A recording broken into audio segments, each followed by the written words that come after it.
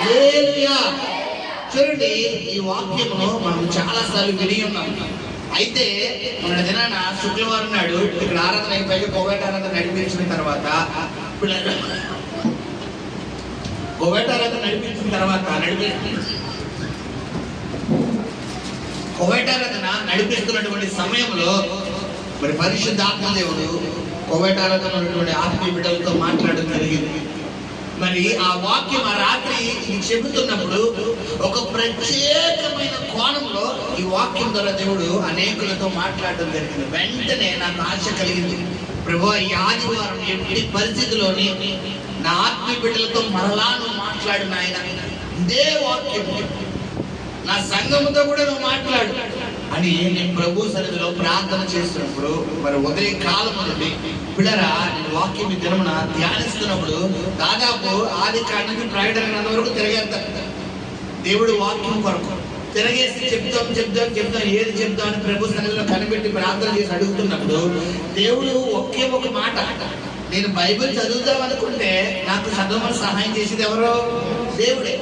Correct గా ఈ వాక్యం తప్ప వేరేది చెబుదాం కదా అనుకుంటే తిప్పిన చెయ్యి ఎక్కడ తీసుకెళ్తున్నానంటే ఇక్కడే తీసుకొస్తున్నాడు. సరే మాట్లాడేది నువ్వే కదా ప్రభా, ఎన్నిసార్లు చెప్పినా ఒక్కొక్కసారి ఒక్కొక్క ప్రత్యేకమైన కోణంలో నీ బిడ్డలతో నువ్వు మాట్లాడితే నువ్వు కాబట్టి అని ప్రభు సన్నిధిలో ప్రార్థన చేసి మీ దగ్గరికి దేవుడు తీసుకురావడానికి కృప చూపించాడు. హల్లెలూయా.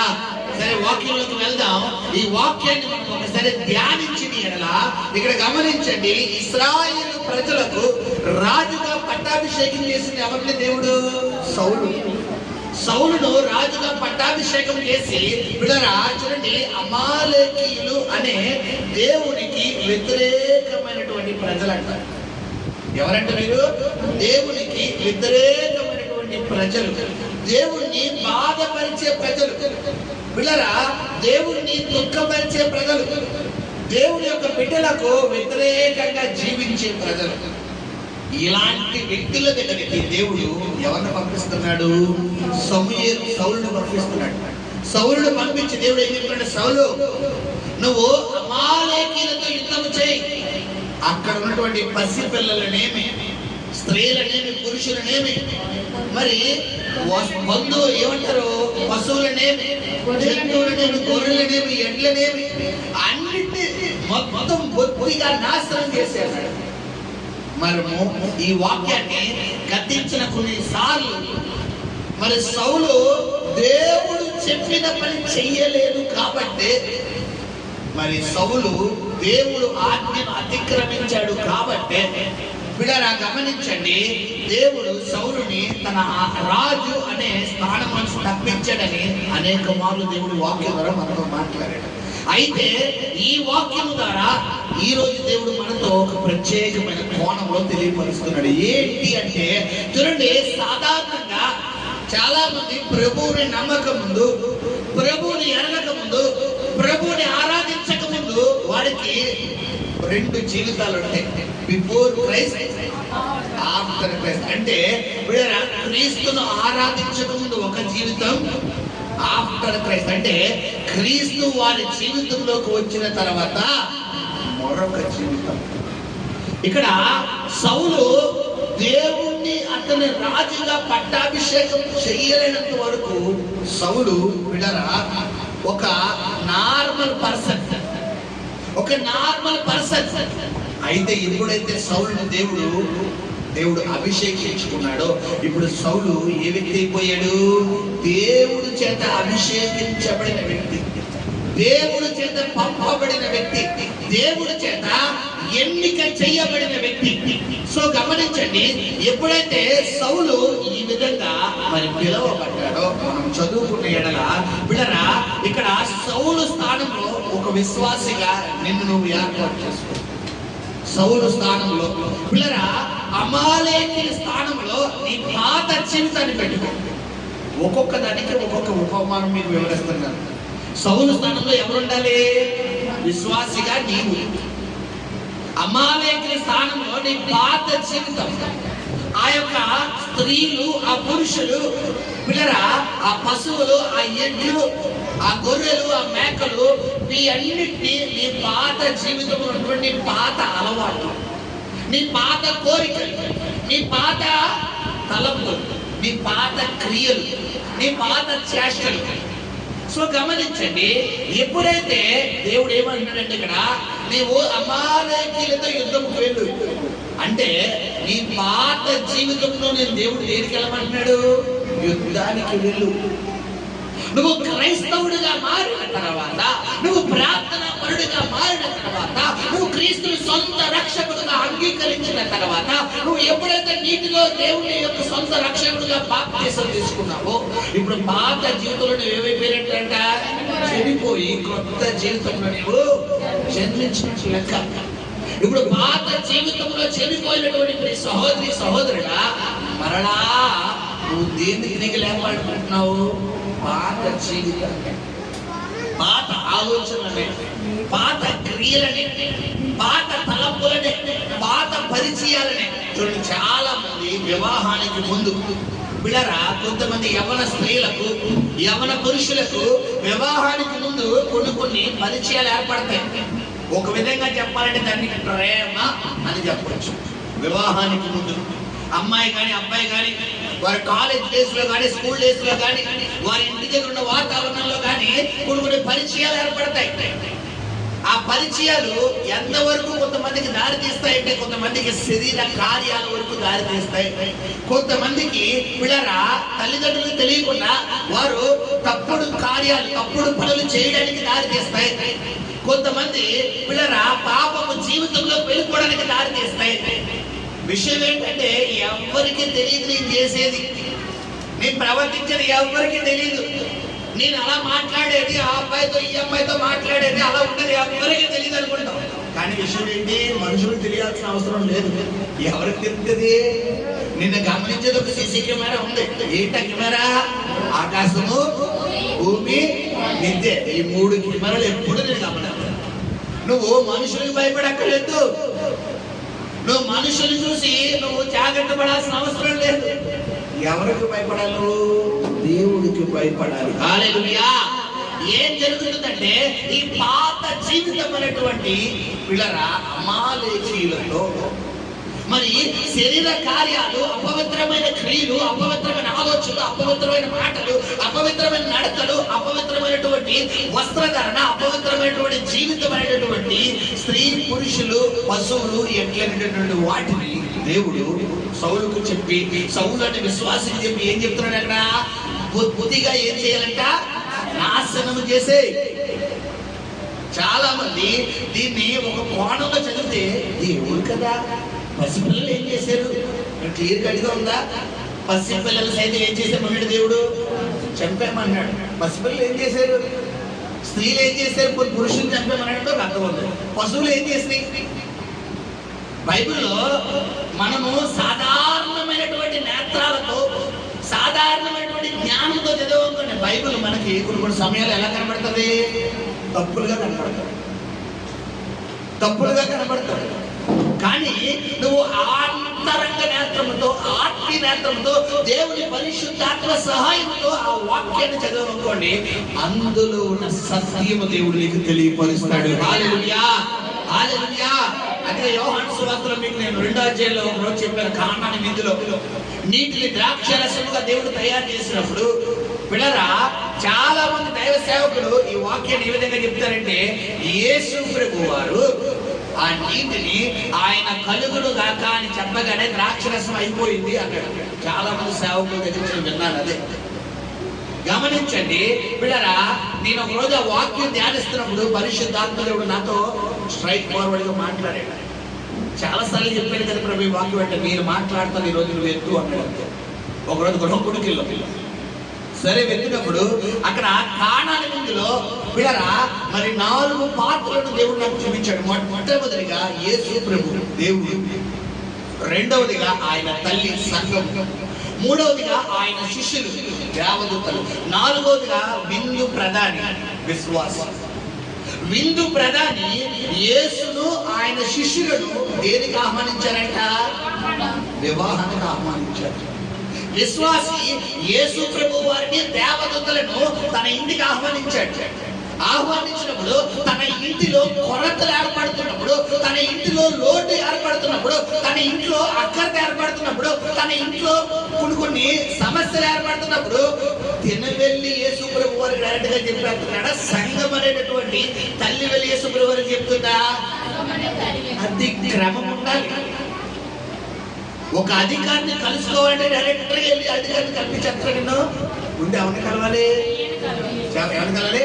పిఏ అధికారి పర్సనల్ సెక్రటరీ, పర్సనల్ వ్యక్తి ఉంటాడు కదా, ఆయన దగ్గర అధికారి ఏం తీసుకోవాలి? మనం అపాయింట్మెంట్ తీసుకోవాలి. ఆయన పర్మిషన్, ఆయన కలవాలనుకున్నానంటే పలానా ఎమ్మెల్యే కానీ పలానా ఎమ్మెల్యేని కలవాలనుకున్నాడు, పలానా సీఎం గారు కలవాలని చెప్పి మనము ముందు ఎవరి కోసం ఎదురు చూడాలి? పిఏ గారిని చూడాలి. ఇక్కడ మన మాటలో సీఎం గారు దేవుడు అయితే పిఏ గారు ఎవరు? దేవుడి సేవకుడు. నువ్వు దేవుడి సన్నిధిలో వచ్చి నువ్వు దేవుడి సన్నిధిలో కార్యం పొందుకోవాలంటే నువ్వు ప్రార్థన చేయడం కరెక్టే, నువ్వు దేవుడి సన్నిధిలో మొక్కుబడి చేయడం కరెక్టే, నువ్వు ప్రార్థించడం కరెక్టే, నువ్వు మొక్కుబడి చేయడం కరెక్టే, నువ్వు పరిశుద్ధంగా ఉండడం కరెక్టే. కానీ వీటన్నిటితో పాటు ఇంకో పని కూడా చేయాలి. ఏంటి? నీ సమస్యను తీసుకొచ్చి ఎక్కడ పెట్టాలి? దేవుడి సన్నిధిలో పెట్టాలి. దేవుడి సన్నిధిలో పెడితే, దేవుడి సేవకుడు మధ్యలో పెడితే, సేవకుడు ఎవరితో మాట్లాడతాడు? దేవుడితో మాట్లాడతాడు. ఇప్పుడు దేవుడితో మాట్లాడుతుందా లేదా? తల్లి వెళ్ళి సంఘం వెళ్ళి, అయ్యా ద్రాక్షరసం అయిపోయిందయ్యా. ద్రాక్షరసం అంటే దేనికి సాదృశ్యము? ఆశీర్వాదానికి. అయ్యా నా ఆత్మీయ బిడ్డల విషయంలో ఆశీర్వాదం ఆగిపోయిందయ్యా, సమృద్ధి ఆగిపోయిందయ్యా, దీవెన ఆగిపోయిందయ్యా, నెమ్మది ఆగిపోయిందయ్యా, కార్యం ఆగిపోయిందయ్యా, వివాహం ఆగిపోయిందయ్యా, గర్భఫలం ఆగిపోయిందయ్యా అని వీళ్ళని గమనించండి. మరి సంఘము వెళ్ళి యేసు ప్రభు వారితో చెప్తుండే, యేసు ప్రభు వారు ఏమంటున్నారు? అమ్మా నాతో నీకేం పని? నా సమయము ఇంకా నువ్వు రాలేదు. నాకు తెలుసు, నీ హృదయ రహస్యాలు ఆయన తెలుసు. ఎప్పుడు నీకు ఏం చేయాలో, ఎప్పుడు నీకు ఏమి ఇవ్వాలో, ఎప్పుడు నేను ఆశీర్వదించాలో, ఎప్పుడు నీకు పెళ్లి చేయాలో, ఎప్పుడు నీకు గర్భం ఇవ్వాలో, ఎప్పుడు నీ భర్తను మార్చాలో, ఎప్పుడు నీ భార్యను మార్చాలో, ఎప్పుడు నీ బిడ్డలు మార్చాలో, ఎప్పుడు నీ అప్పులు తెచ్చాలో, ఎప్పుడు నీ కుటుంబాన్ని మార్చాలో, ఎప్పుడు నీకు ఇల్లు ఇవ్వాలో, ఎప్పుడు నీకు వాకిలు ఇవ్వాలో, ఎప్పుడు నీకు ఉద్యోగం ఇవ్వాలి, ఎప్పుడు నీకు డబ్బులు ఇవ్వాలి, ఎవరు తెలుసు? అన్ని ఆయన తెలుసు. కట్టుటకు, నాటుటకు, పెళ్ళగించటకు, అనుష్ఠకు ప్రతిదానికి ఏం కలదంట? సమయం కలదు. నువ్వు అనుకున్నట్టుగా ఏది జరగదు. ఎవరు అనుకున్నట్టుగా జరగాలి? దేవుడు అనుకున్నట్టుగా జరగాలి. హల్లెలూయా, హల్లెలూయా. సో గమనించండి, ఇక్కడ ఏం జరుగుతుందంటే పిల్లరా, మరి ఈ విధంగా అయిపోతాం. మరి అదే విధంగా ఇక్కడ మనం వాక్యాన్ని ఒకసారి పరిశోధించిన ఎడల పిల్లరా, ఈ అమాలేకీయులు అనేటటువంటి పాత జీవితంలో శరీర కార్యాలు, అపవిత్రమైన మాటలు, అపవిత్రమైన కోరికలు, అపవిత్రమైన పరిచయాలు, అపవిత్రమైనటువంటి ఆలోచనలు అనేటటువంటి స్త్రీ పురుషులు, చిన్న బిడ్డలు, పసిబిడ్డలు, మరి గొర్రెలు, మేకలు ఎట్లైనటువంటి వాటిని దేవుడు సౌలుకు చెప్పి ఏం చెప్తున్నాడు? బొత్తిగా ఏం చేయాలంట? నాశనం చేసే, బొత్తిగా పాడు చేసే. నీ చూపు ఒకప్పుడు నన్ను ఆరాధించక ముందు అపవిత్రంగా ఉందా? నీ మాటలను ఆరాధించక ముందు అపవిత్రంగా ఉందా? నీ తలంపులను ఆరాధించక ముందు అపవిత్రంగా ఉందా? నీ కోరికలను ఆరాధించడం అపవిత్రంగా ఉందా? నీ చేష్టలను ఆరాధించడం అపవిత్రంగా ఉందా? తస్మాత్ జాగ్రత్త, బొత్తిగా నువ్వు పాడు చేయి అని చెబుతున్నాడు. చూడండి, ఇలా మీరు చెప్తూ మధ్యలో ఆగేయాలి. కొంతమంది వివాహానికి ముందు విడరా కొన్ని పరిచయాలు ఉంటాయి. ప్రేమ అనే ఒక 2 పదాలు వివాహానికి ముందు. అయితే తర్వాత వారికి వివాహం అయిపోతుంది.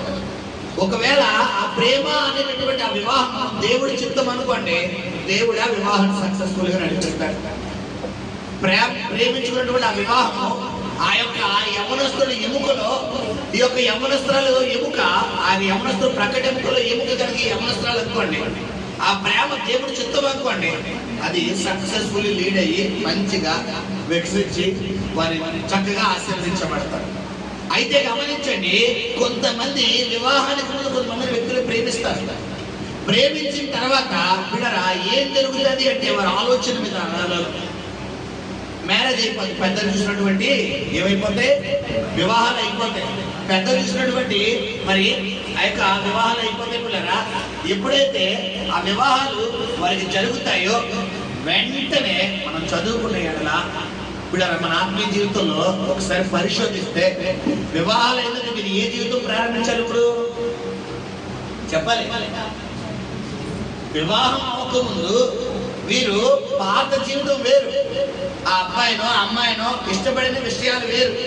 వాళ్ళ ఇష్టాలు చెప్పు నడుచుకోవడం, వాళ్ళ కోరికలు చెప్పు నడుచుకోవడం, వాళ్ళ మాటకు వద్దాలు పలకడం, వాళ్ళకి నచ్చినట్టు ఉండడం, వాళ్ళకి నచ్చిన డ్రెస్ వేసుకోవడం. చూడండి, చాలా మంది యవన కాలంలో ఎవరికంటే ఎక్కువ చెప్తున్నాను మీకు పిల్లరా. యవనస్తుడా తిమోతికి చెప్తున్నాడు అపోస్తలుడు పౌలు 2వ తిమోతిలో చెప్తున్నాడు, ఏంటంటే యవనస్తుడు యవనస్తుల నుండి దూరముగా పారిపో, దూరముగా పారిపో. పవిత్రమైన హృదయంతో నువ్వు దేవుడిని ఆరాధించాలి. నీ యవ్వన కోరికలు నువ్వు యవనస్తురాలుగా యవనస్తుడిగా నువ్వు జీవిస్తున్నంత సేపు నీ కళ్ళు అంటాయి, ఎంతసేపు అమ్మాయిని చూడు, ఎంతసేపు అబ్బాయిని చూడు, చెయ్యి తిను, ఎంజాయ్ చెయ్యి, అబద్ధలాడు, సినిమా చూడు, ఆ చూడు, ఈ చూడు, నువ్వు అలా తయారవు, ఇలా తయారవు, అలా చూడు, ఇలా చూడు. ఆ అబ్బాయి చూస్తాడు, ఈ అమ్మాయి చూస్తాడు, అలా తయారవు. ఏమాత్రం ఒక అబ్బాయి కానీ ఒక అమ్మాయి కానీ బిడ్డరా, ఒకవేళ అమ్మాయి కనుక అబ్బాయిని నువ్వు చాలా బాగున్నావు, నీ డ్రెస్ చాలా బాగుందని ఒకవేళ అమ్మాయి కనుక అబ్బాయిని అన్నానుకోండి, ఇప్పుడు అప్పుడు దాకా సరైన ప్యాంటు చట్ట కూడా వేసుకోలేనటువంటి వ్యక్తి సడన్ గా ఇప్పుడు ఐగర్లు ఏమొచ్చేస్తుంది, ఏమన్నా ఐగర్ ఇప్పుడు అర్థం వదలడం, ఇంకెంచేపు దొవ్వడం రాసుకోవడం, ఇంకెంచేపు ఈ డ్రెస్. ఇప్పుడు 2వ స్టెప్ లో ఎక్కడికి వెళ్ళిపోతారండి, గమనించండి. ఈ డ్రెస్ నేను వేసుకుంటున్నాను, రేపు పొద్దున్న నువ్వు ఏ డ్రెస్ వేసుకుంటున్నావు, మ్యాచింగ్ వేసుకుంటున్నాను, నేను ఎర్ర కలర్ చట్ట వేసుకుంటాను, నువ్వు కూడా ఎర్ర కలర్ పంజాబీ వేసుకుంటాను. గమనించండి, ఇది యవ్వనేచ్ఛ. సో గమనించండి పిల్లరా, ఇలాగ జీవించినటువంటి జీవితం అమాలేకుల జీవితం, పాత జీవితం. అది జరిగిపోయింది, అయిపోయింది. అయితే ఇప్పుడు నువ్వు ఎవరిని ఆరాధిస్తున్నావు? క్రీస్తుని ఆరాధిస్తున్నావు, దేవుణ్ణి ఆరాధిస్తున్నావు. ఆ పాత మాటలు, ఆ పాత ఆలోచనలు, ఆ పాత కోరికలు, ఆ పాత తలంపులు, ఆ పాత ఇష్టాలు, ఆ పాత పరిచయాలు, ఆ పాత జ్ఞాపకాలు నువ్వు క్రీస్తును అంగీకరించిన తర్వాత ఏం చేసేయాలి? బుద్ధిగా పాడు చేసేయాలి. కొంతమందికి చెప్పారు కదా, వివాహానికి ముందు పరిచయాలు, బర్త్డే డేట్లు ఉంటాయి, కొంతమందికి ఫోన్ నెంబర్లు ఉంటాయి, కొంతమందికి స్పాట్లు ఉంటాయి. అంటే ఏంటి స్పాట్లు అంటే? ప్లేస్. ఆ గోదావరి గొట్టని, మన భాషలో చెప్తున్న గోదావరి గొట్టని, ఆ సినిమా థియేటర్ అని, ఆ మెయిన్ రోడ్ అని, లేదనుకుంటే పిల్లరా ఆ యొక్క వేరే ప్లేస్, ఆ యొక్క పార్కులని. అసలేంటి ఏంటి పార్కులు? అసలేంటి మర్చిపోయింది ఆ పార్కులని. ఇప్పుడు ఆ పార్క్ దగ్గరికి వెళ్ళగానే, ఆ బెంచ్ దగ్గరికి వెళ్ళగానే, ఆ బస్ స్టాప్కి వెళ్ళగానే, ఆ రైల్వే స్టేషన్కి వెళ్ళగానే, ఆ మెయిన్ రోడ్ వెళ్ళగానే, ఆ యొక్క పిల్లలు గమనించండి, ఆ యొక్క గోదావరి గట్టుకి వెళ్ళగానే తక్కువని ముందుకు వచ్చేస్తుంది పాత జ్ఞాపకం. ఆ డేట్ రాగానే తక్కువని జ్ఞాపకం వచ్చేస్తారు. ఆ డ్రెస్ చూడగానే తక్కువని జ్ఞాపకం వచ్చేస్తారు. ఆ మనిషిని చూడగానే తక్కువని జ్ఞాపకం వచ్చేస్తుంది. ఆ పద్ధతి చూడగానే తక్కువని. ఇప్పుడు నీకు అలా జ్ఞాపకం వస్తుంది అంటే ఇంకా నువ్వు అమాలేకులు ఏం చేయలేదు, నాశనం చేయలేదు. నువ్వు ఎప్పుడైతే క్రీస్తుని అంగీకరిస్తావో, ఎప్పుడైతే క్రీస్తును సొంత రక్షకుడుగా అంగీకరిస్తావో, నీ పాత జీవితాన్ని బుద్ధిగా ఏం చేసేయాలంటే దేవుడు నాశనం చేసేయాలి. నీ చూపు ద్వారా, మాట ద్వారా, తలుపుల ద్వారా, ఆలోచన ద్వారా, భావోద్రేకాల ద్వారా, క్రియల ద్వారా. మీకు ఒక చిన్న ఉదాహరణ చెప్పి నేను ముందుకు వెళ్ళని ఆశపడుతున్నాను. పిల్లరా, ఇది రీసెంట్ గా వైజాగ్ లో జరిగిన సంఘటన. ఇద్దరు వ్యక్తులు ఉన్నారండి, యవనస్తులు. వాళ్ళు డిగ్రీ చదువుతున్న సమయంలో ఇద్దరు ఒకరు ప్రేమించుకున్నారండి. ప్రేమించుకుంటే ఇంట్లో మరి క్యాష్ వేరేగా ఉన్నాయని చెప్పి ఇంట్లో వాళ్ళు ఏం చేయలేదు, మ్యారేజ్ చేయలేదని చెప్పి వీళ్ళిద్దరూ ఈ అబ్బాయికి వేరే అమ్మాయి నుంచి పెళ్లి చేశారు, ఈ అమ్మాయికి వేరే అమ్మాయి నుంచి పెళ్లి చేశారు. మొత్తానికి ఆ అమ్మాయి సెటిల్ అయిపోయింది, ఇద్దరు పిల్లలు పుట్టించారు. వాళ్ళకు కూడా 10-15 సంవత్సరాలు వచ్చేసినాయి. ఈ అబ్బాయికి పెళ్లి అయిపోయింది, పిల్లలు పుట్టించారు. వీళ్ళకి ఒక 5-6 సంవత్సరాలు వచ్చేసినాయి. ఈ అబ్బాయి ఒక జాబ్ చేస్తూ ఆ జాబ్ లోని ట్రాన్స్ఫర్ అయ్యాడండి. ఏ ఊరు? ఈ అమ్మాయి ఉన్న ఊరు. అనుకోకుండా, సరే అనుకోకుండా ఎక్కడికో బయటికి వెళ్తే ఈ అమ్మాయి కనబడింది. ఆ సమయానికి ఎవరు లేరు, తన భర్త లేడు. ఆ సమయానికి ఎవరు లేరు, ఆ అమ్మాయి భర్త లేడు. భర్త లేకపోవడంతో వెంటనే అమ్మాయి దగ్గరికి వచ్చి, నువ్వు పలానా వ్యక్తివి కదా అంటే, అవును, బాగున్నావా అని అడిగాడు. ఒకవేళ పాత వ్యక్తే ఎక్కడ దాకా ఉండాలి పరిచయం, హాయ్ అంటే బాగున్నావా అని అడిగినటువంటి ఆ పరిచయం ఇప్పుడు ఆ ఫోన్ నెంబర్లకు వెళ్ళిపోయిందంట. ఒకవేళ ఆ ఫోన్ నెంబర్ అడిగిన ఈ అమ్మాయి బుద్ధేమైంది, ఈ అమ్మాయి బుద్ధేమైంది, ఫోన్ నెంబర్ నీతో మాట్లాడి చాలా రోజులు అయిందంటే సారీ నాకు మ్యారేజ్ అయిపోయింది కదా. నిజమే, వివాహానికి ముందు మనతో ప్రేమించుకున్నాం, ఒకరినొకరు వివాహం చేసుకుందాం అనుకున్నాం. కానీ ఇప్పుడు నాకు వివాహం అయింది, నా శరీరం మీద ఎవరికి రైట్స్ ఉన్నాయి? ఇప్పుడు నా భర్తకే. కాబట్టి నీకు నాకు సంబంధం లేదు అని చెప్పి ఈ అమ్మాయి ఆ అబ్బాయిని రిజెక్ట్ చేస్తే ఒక ప్రాబ్లం ఉండకపోతుంది. రియల్ గా జరిగింది వైజాగ్ ప్రాంతంలో. సరే ఇలా జరిగిందంట. ఇలా జరిగిన సమయంలో ఈ అమ్మాయి నెంబర్ ఇచ్చింది. నెంబర్ ఇచ్చిన తర్వాత ఈ అమ్మాయి ఇంకా 2 అడుగులైనా హాయ్ అని వాట్సాప్ లో మెసేజ్ వచ్చింది. స్టార్ట్ అయిపోయిన బండి. హాయ్ అనగానే హాయ్ ఎలా ఉన్నావు, చాలా రోజులైంది, పరిచయం చాలా, ఇంకేంటి ఇంకేంటి ఇంకేంటి ఇంకేంటి ఇంకేంటి ఇంకేంటి అని చెప్పి మ్యాటర్ ఎక్కడ దాకా వచ్చేసిందంటే ఈ అయ్యగారు ఎక్కడ దాకా వచ్చారంటే అమ్మాయి గారు ఇల్లు అడ్రస్ కనుక్కుని ఆ ఆయన గారు లేని సమయంలో ఈ అయ్యగారు ఇల్లు వచ్చే వరకు వస్తుంది. దాన్ని బట్టి మీరు అర్థం చేసుకోవచ్చు. ఆ ఆయన గారు లేని టైము ఈవిడ గారు అపాయింట్మెంట్ ఇవ్వడం, ఆయన గారు వచ్చి పని ముగించాం. ఎంత భయంకరమైన పరిస్థితిలో వచ్చింది. మొత్తానికి ఒకరోజు బట్ట బయలైంది. ఎందుకంటే పాపం ఏమవుతుందంట, పండేస్తారు, ఆలస్యం అవుతుంది అంతే. ఒకరోజు ఏమైపోతుంది, పండేస్తారు, పండేసి బట్టబయలు అయిపోతుంది. ఇద్దరు 2 హ్యాండెడ్గా దొరికిస్తారు. ఇద్దరిని పట్టుకుని అయిపోయింది. ఇప్పుడు ఇద్దరు ఏమైపోయింది, చనిపోయారు. 2 పిల్లలు, 2 మగబిడ్డలు. ఈయన చంపినందుకు పోలీసులు వదులుకుంటారా? ఈ తీసుకెళ్ళి చేసేసారు. ఇప్పుడు ఈ అమ్మాయి చచ్చిపోయింది, ఆ అబ్బాయి చచ్చిపోయాడు. అక్కడ భర్త లేని స్త్రీని చేసాడా? పిల్లలకి తండ్రి లేనుడు అయిపోయాడా? ఇక్కడ పిల్లలకి తల్లిదండ్రులు లేనుడు అయిపోయాడా? ఇప్పుడు ఇదంతటికి ఎందుకు నాశనం అయిపోవడం కారణం ఎవరు? అబ్బాయా అమ్మాయా? చెప్పాలి. ఆ అమ్మాయి అబ్బాయి, ఆ అమ్మాయి అబ్బాయి. ఎందుకంటే సౌలుతో దేవుడు చెప్తాడు, సౌలా నువ్వు పసి పిల్లలనేమి, స్త్రీలనేమి, పురుషులనేమి, ఎడ్లనేమి, గొర్రెలనేమి, మేకలనేమి దేని ఉంచుకో, మొత్తం నరికే. నేను చెప్తున్నాను కదా, ఏమాత్రం దయ చూపించుకో, ఏమాత్రం జాలి చూపించుకో, ఏమాత్రం కనికరం చూపించుకో, నరికే. నేనని చెప్తున్నాను చెప్పి దేవుడే చెప్తున్నాడు. సౌలు ఏం చేయాలి, మొత్తం తొలగలుగా చేసి. పాపం అయ్యగారికి ఏమొచ్చిందంట, జాలి వచ్చేసి పైగా దేవుడి మీద ప్రేమ పొంగి పొల్లిపోయి ఏం చేస్తున్నాడు చదువుకున్నా 15వ అధ్యాయం.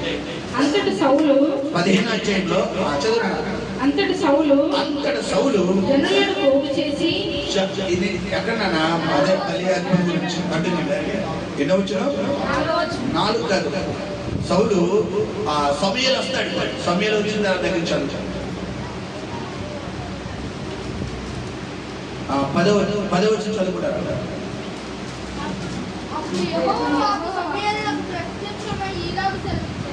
అప్పుడు యెహోవా వాక్కు సమూయేలుకు ప్రత్యక్షమై ఇలాగున సెలవిచ్చెను, సౌలు నన్ను అనుసరింపక వెనుక తీసి నా ఆజ్ఞలను గైకొనకపోయినందువలన అతనిని రాజుగా నియమించినందుకు నేను పశ్చాత్తాప. ఏమండి, ఎవరు బాధపడుతున్నారట? దేవుడు ఎవరి కోసం? సౌలు కోసం. ఎందుకు? దేవుడు చెప్పిన పని చేస్తే బైబిల్లో ఉంది. ఇప్పుడు మొదట మీకు సంఖ్యాకాండం నుంచి వాక్యం చెప్పా. 2 రకాల గ్రూపులు, 10 మంది ఒక గోత్రం, ఇద్దరు ఒక గోత్రం. 10 మంది గోత్రం వారు బిడరా మరి ఆ యొక్క జాతులను, అనాకీయులైనటువంటి జాతులను చూసి, మా పిల్లలు సైలెంట్గా ఉన్నారు, అనాకీయులు అనే జాతులను చూసి మీరేమంటున్నారు, మేము వారిని చూసినప్పుడు వారి దృష్టికి మేము మిడతల వలె ఉన్నాము, మా దృష్టికి కూడా మేము ఎలా ఉన్నాం, మిడతల వలె ఉన్నాం, వారిని చంపడం మన వల్ల కాదని చెప్పి ఏ వార్త తీసుకొస్తున్నాడు అన్నమాట, నెగిటివ్. బట్ కాలేబు యెహోషువ వీరిద్దరూ ఒక గ్రూప్. వీరిద్దరూ వెళ్ళి ఏ వార్త తీసుకొస్తున్నారు, మనము గనక యెహోవాను ఆనందపరిచిన యెడల ఆ దేశంలో మనం స్వతంత్రించుకోగలము అన్నాడు. తప్పలు కూడా దేవుని నామాన్ని మహిమపడదాం. హల్లెలూయా. దేవుని ఆనందపరిస్తే చాలు, నీవు ఆశీర్వాదాలు పొందుకుంటావు. హల్లెలూయా.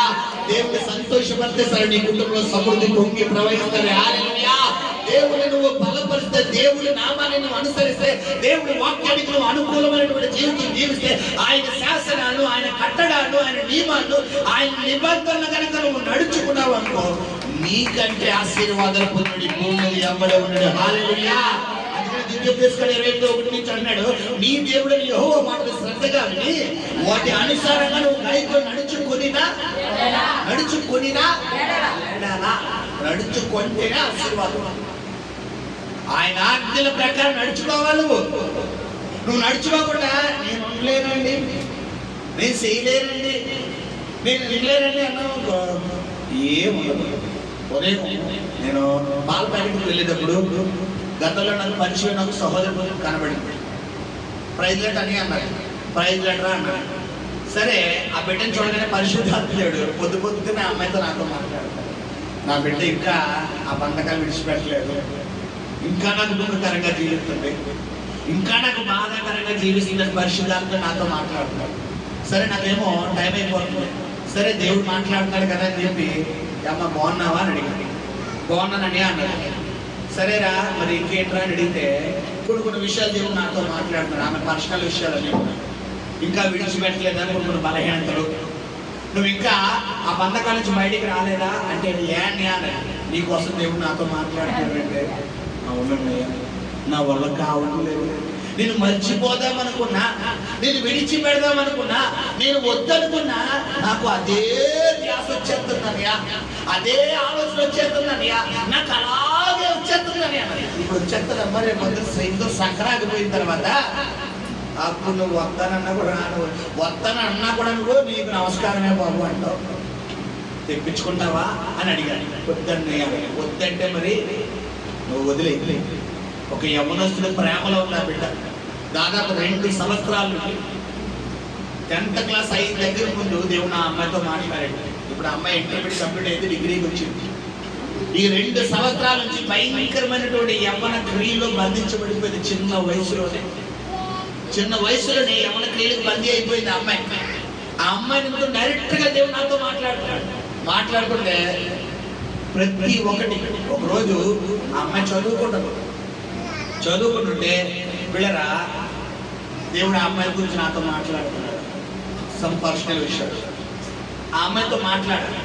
సరే, నీ గురించి చెప్తున్నాడు, నువ్వు ఫుల్ ఫ్లెడ్జ్డ్గా ఉన్నావా, నువ్వు యథార్థంగా ఉండగలుగుతున్నావా దేవుడి సన్నిధిలో అని అడిగితే, ఏనియా నేను ప్రార్థన చేస్తాను, వాక్యం చదువుతాను, చర్చకు వస్తాను, పిల్లలు సైలెంట్గా ఉండాలి, నేను వాక్యం చదువుతాను, ఎలాగ మొత్తం ఏదో సాధారణమైన సేవకుడితో మాట్లాడేది మాట్లాడతాను. దేవుడు నాకు ఇచ్చిన గ్రూప్ ఏంటంటే, నేను ప్రార్థన చేయక్కర్లేదు.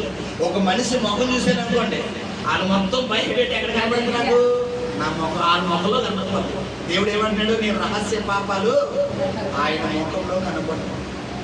ఎందుకంటే 24 hours into 7 days నిత్యం ఆయన మైండ్ లో ఉంటాం, మేము ఆయన ధ్యాసలో ఉంటాం, ఆయన ఆలోచనలో ఉంటాం, ఆయన తలంపుల్లో ఉంటాం. ఇప్పుడు ఏదైనా బలహీనతో వచ్చి నువ్వు చర్చలో కానీ బయటకన్నా కనబడ్డావు, దేవుడు మాట్లాడతాడు. మరి అలాగే నా గురించి కూడా తెలుసా భాష, తెలుసు, నీ గురించి అన్నీ తెలుసు. కానీ ప్రవక్త అన్ని నేను ఎవరికి చెప్పను. కొంతమంది వినేవారైతే, లోబడేవారైతే, దేవుడు వారికి చెప్పమని చెబితేనే నేను చెప్తాను. ఉదయకాలం నేను పంచుకున్న కుమార్తె వినే క్యాండిడేట్, లోబడే క్యాండిడేట్. చెబితే తప్పు అని గట్టితే వెంటనే దుకాణం సర్దీసి వదిలేసే క్యాండిడేట్. కాబట్టి ఏం చెప్పాను, గద్దించి చెప్పి, నాకు టైం లేదు నాన్న, అర్జెంట్గా బయటకు వెళ్ళాలి, సరే నువ్వు నాకు ఫోన్ చేయి, నా నెంబర్ ఉంది కదా, రేపు నాకు ఫోన్ చేయాలి, నేను ఫ్రీగా ఉంటాను అని చెప్పంటే, సరే నేను తప్పకుండా రేపు పొద్దున ఇంకా దొరబడిపోతా. ఆల్రెడీ పొద్దున సగం దొరవేసాను, రేపు పొద్దున ఇంకా దొరబడిపోతే ఎల్లుండి నుంచి సైతాన్ సంబంధాలకి ముప్పై వస్తుందా లేదా చెప్పాలి. హల్లెలూయా. ఇప్పుడు అదే టైం నేను కిందకి దిగడం, అదే టైం ఆ బిడ్డ నా విధిలోకి రావడం అంటే ఎవరు ప్లానింగ్? దేవుడు ప్లానింగ్. ఇప్పుడు ఆ అమ్మాయి ఎవరికి కావాలి? దేవుడు కావాలి, అవును కదా. ఇప్పుడు దేవుడు డైరెక్టర్ గా ఆ అమ్మాయి కోసం కాబెట్టాడే లేదా? సౌలు దమస్కు మార్గం గుండా కొత్త నిబంధనలు సౌలు కనబడుతున్నాడు. ఇశ్రాయేలు ప్రజలు చంపుదాం కదా అని చెప్పి ఇప్పుడు పర్మిషన్ తీసుకుని సౌలు వస్తుంటే అనానీయ ఇశ్రాయేలు ప్రజలందరూ ఎవరికి మొరపెడుతున్నారంట? ప్రభు హింసకుడు దూషకుడు హానికుడైన సౌలు వస్తున్నాడు అయ్యా అని చెప్పి ఎవరికి మొరపెడుతున్నాడు? దేవుడికి మొరపెడుతుండే. కరెక్ట్ గా దమస్కు గుమ్మం దాటుతున్నాడు అన్నగా ఎవరు అటాక్ చేశారు? దేవుడు అటాక్ చేశాడు. ఏమంటాడు దేవుడు? సౌలా సౌలా నన్ను నేల హింసిస్తున్నావంటే వెంటనే సౌలు నువ్వు ఎవరయ్యా?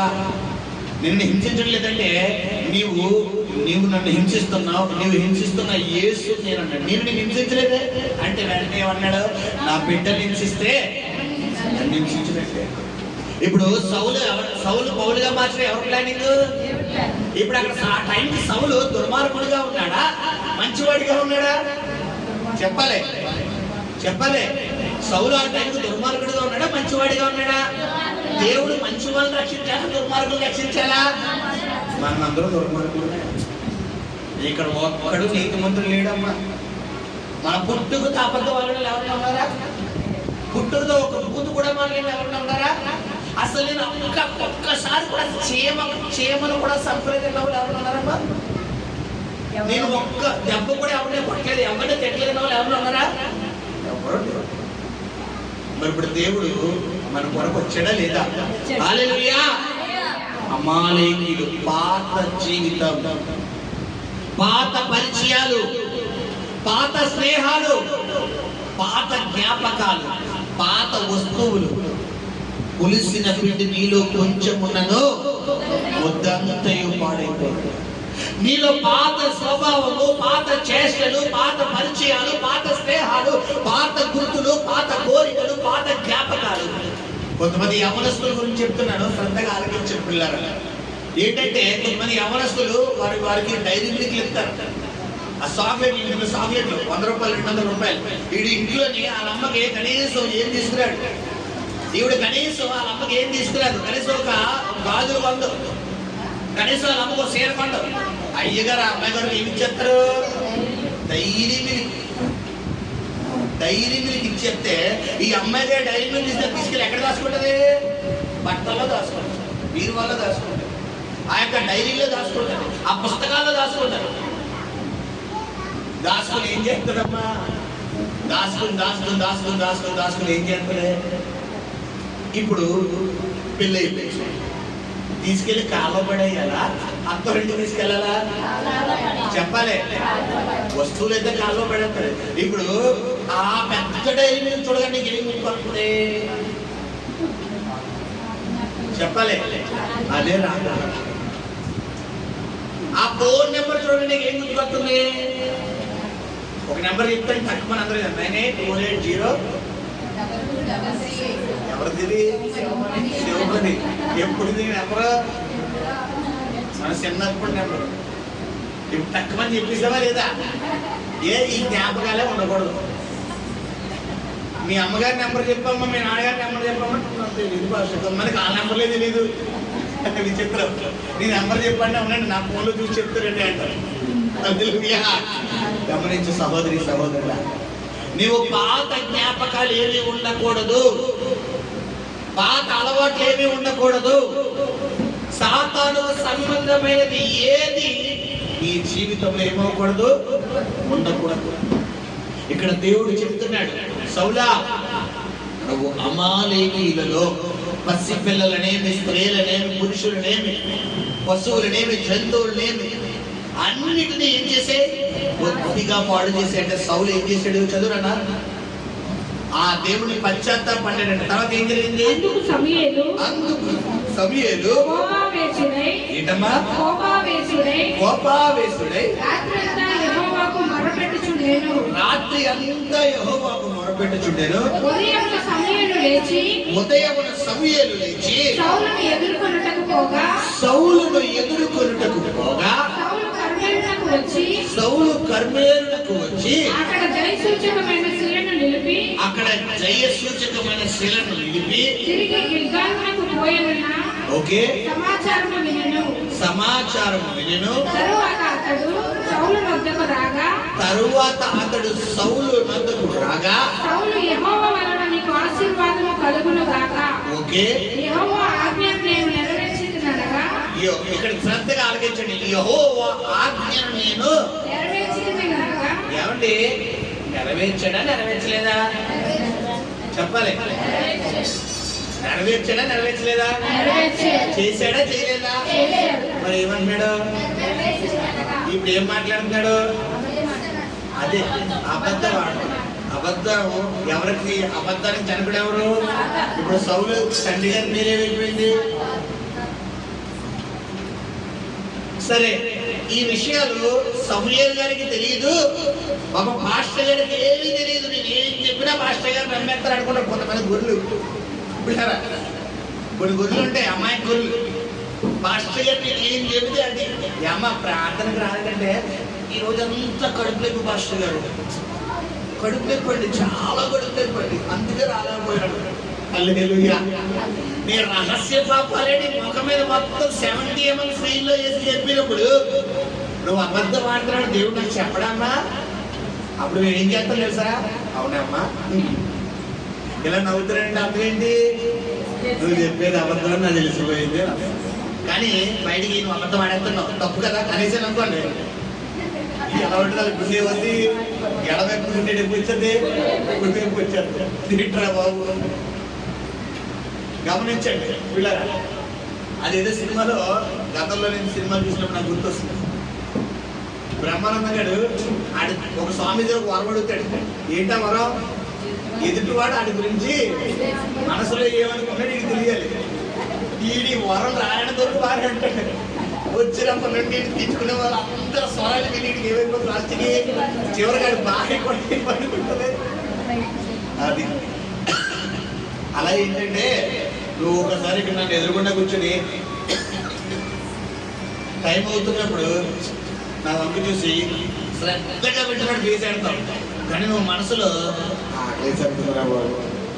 ఎప్పుడు వచ్చారు, ఎదురు వచ్చేస్తారు, నేను కట్ట ఇవ్వండి ఇంకా వదలలేదు ఏంటని నువ్వు మనసులో అనుకుంటావు కదా. అన్నీ పడతాయి నాకు అన్నీ కనబడతాయి, కానీ నేను ఏమి పట్టించుకోనుగా.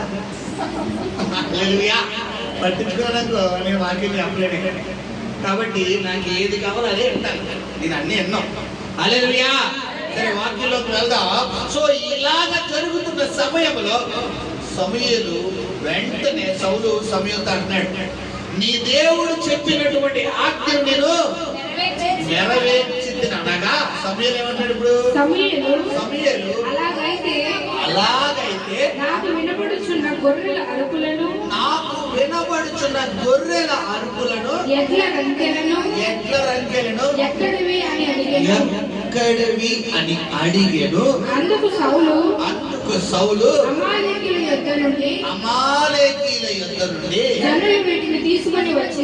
జనులు వీటిని తీసుకొని వచ్చిరి నీ దేవుడైన యెహోవాకు బలిని అర్పించుటకు జనులు గొర్రెలలోను ఎడ్లలోను మంచి వాటిని ఉండనిచ్చిరి. ఓకే, మిగిలిన వాటన్నిటిని మేము నిర్మూలన చేసిమనగా సమూయేలు నీవు మాట్లాడ పని లేదు. హల్లెలూయా. ఏమన్నా నోరు మీరని మాట్లాడు దేవుడు. సమూయేలు ఏమైనా ఒక విషయం మన మాటలు చెప్పాలంటే నువ్వు మాట్లాడ పని లేదంటే ఏంటి? మన మాటలో నోరు పోయి నువ్వు చెప్పిందే అబద్ధం. దేవుడికి ఏం చెప్పాడు? అక్కడ మంచోళ్ళు నుంచి చెడ్డోళ్ళు వదిలేని చెప్పాడా? కొంతమంది చెప్పారు కదా వివాహానికి ముందు ప్రేమని, అబ్బాయి చాలా మంచోడు, ఆ అమ్మాయి చాలా మంచిది. ఇప్పుడు ఈ వివాహం అయిపోయిన తర్వాత ఈ మంచోడు ఈ అమ్మాయి కనబడినప్పుడు ఈ అమ్మాయి హృదయం ఏమైపోతుంది? ఆ మంచి గుర్తుకొస్తుంది. ఎందుకు దేవుడు మంచి ఉంచమన్నాడా చంపేమన్నాడా? చెప్పాలి. చెడు చంపేస్తున్నాడు అయ్యగారు, కానీ మంచి ఏమవుతున్నాడు? దాచేసుకుంటున్నాడు. చాలా మంది మంచి దాచేసుకుంటారు. ఆ అబ్బాయి ఎలా ప్రేమించేవాడో, ఆ అమ్మాయి ఎలా ప్రేమించిందో, ఈ వివాహానికి ముందు ఆ కార్యాలు ఎలాంటివి చేసేవారు, ఆ జ్ఞాపకాలు, ఆ కోరికలు, ఆ యొక్క అలవాట్లు, ఆ అబ్బాయికి ఇష్టమైన తిండ్లు, ఆ అమ్మాయికి ఇష్టమైన తిండ్లు అన్ని.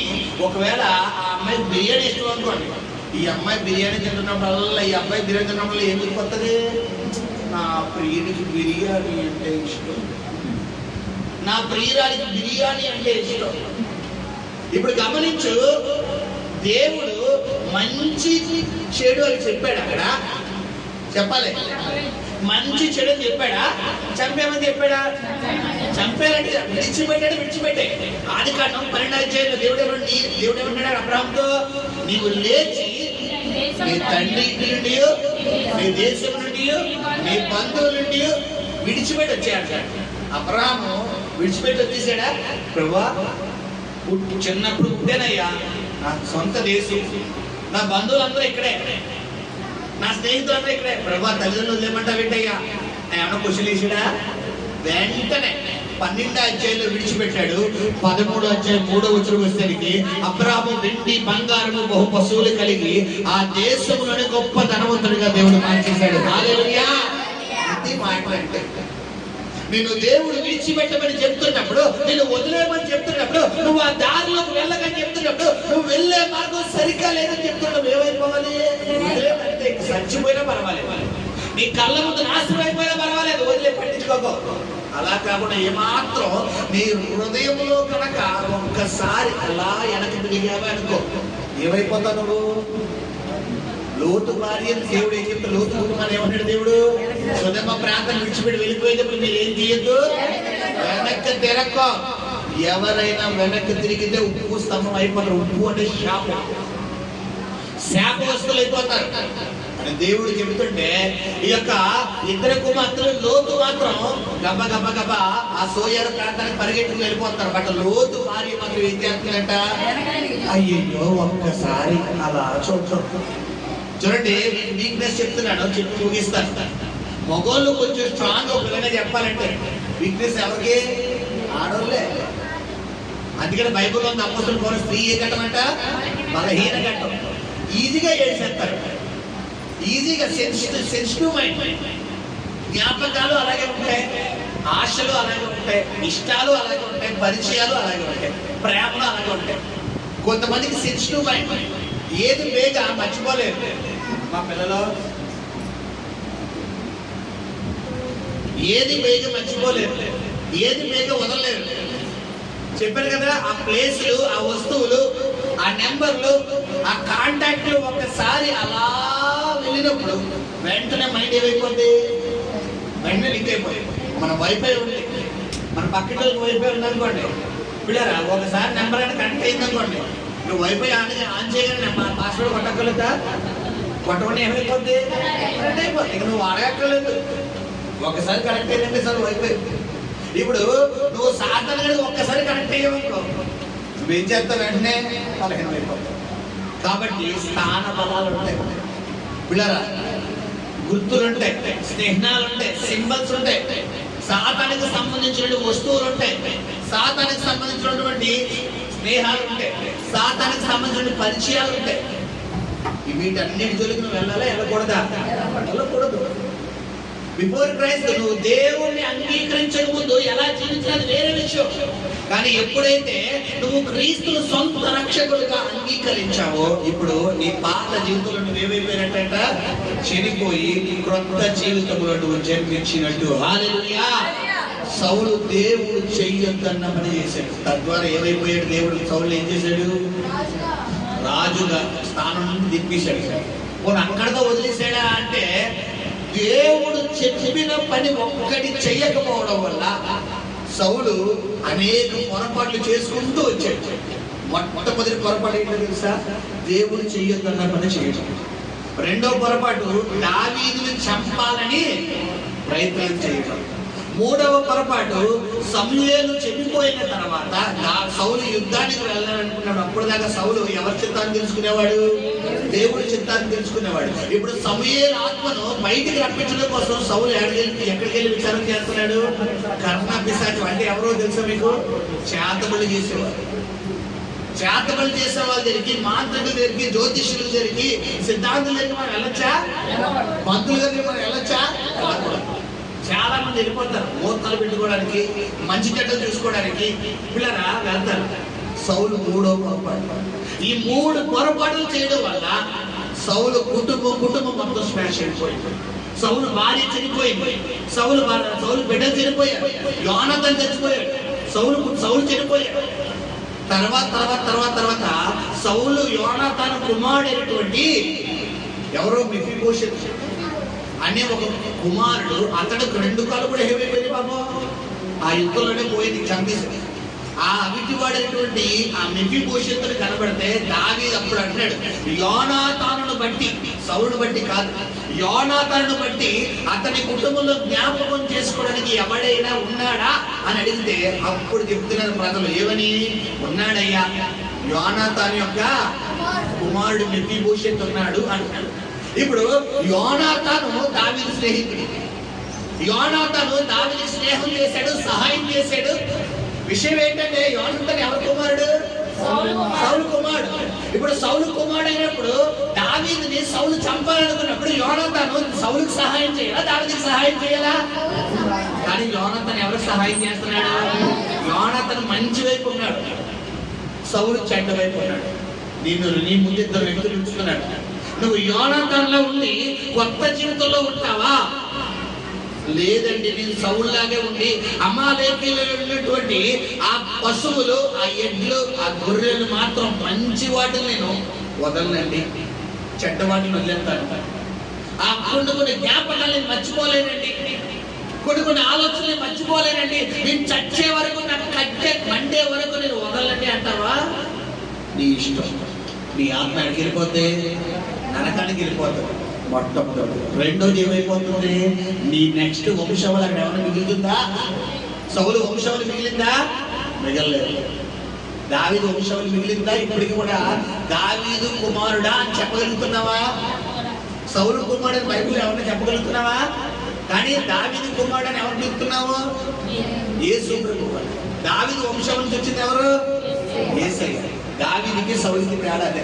విషయం ఏంటంటే దావీదు తప్పు చేశాడు, సౌలు తప్పు చేశాడు. దావీదుకి సౌలుకి తేడా ఏంటో తెలుసా? దావీదు ఏం చేస్తాడు? తప్పు చేసి పశ్చాత్తాపడిపోయాడు, తప్పే జరిగింది, క్షమించాడు. ఇంక జీవితంలో మళ్ళీ తప్పు చేశాడా? సౌలు తప్పుడు కప్పిపుచ్చుకోవడానికి ఇంకో తప్పు. కొంతమంది తప్పు చేస్తారు, ఆ తప్పును కవర్ చేయడం కోసం ఇంకో తప్పు, ఆ తప్పును కవర్ చేయడం కోసం అబద్ధం ఆడతారు, ఆ అబద్ధాన్ని కవర్ చేయడం కోసం ఇంకో అబద్ధం, ఆ అబద్ధాన్ని కవర్ చేయడం కోసం ఇంకో అబద్ధం, ఆ అబద్ధం కవర్ చేయడం ఇంకో అబద్ధం, అబద్ధాలు అబద్ధాలు అబద్ధాలు అబద్ధాలు అబద్ధాలు. లాస్ట్కి సుగర్కి మీరు అబద్ధం ఎవరిని చంపేస్తారు? వాళ్ళు చంపారు. గమనించండి, 2 వ్యక్తులు మేము గుర్తించారు. నువ్వు సౌలు వలె దేవుడు మాటను తృణీకరించి నువ్వు వెనకడుగు వేసి నీ కుటుంబమే లేకుండా నువ్వు చేసుకుంటావు. నువ్వు యోనాతాను వలె దేవుడు మాటకు లోబడి దావీదు వంటి వ్యక్తికి సహాయం చేస్తూ నువ్వు పరిశుద్ధంగా జీవిస్తూ నీ వంశావళి నుంచి వచ్చిన వారు నీ ద్వారా వారికి లబ్ధి అంటే ఆశీర్వాదాలు నువ్వు అనుగ్రహిస్తావు. చాయిస్ ఎవరికిస్తున్నాడు? దేవుడు మీకేస్తున్నాడు. రెండిట్లో నువ్వు ఏది దానికి నువ్వు ఓటేస్తే అదే నీకు మెజారిటీ ఇస్తాడు. దేవుడి కొద్ది మాటలు మన వెనుకలో దీవించును గాక. కలుపుకుందాం, ప్రార్థన చేద్దాం. స్తోత్రం స్తోత్రం స్తోత్రం స్తోత్రం.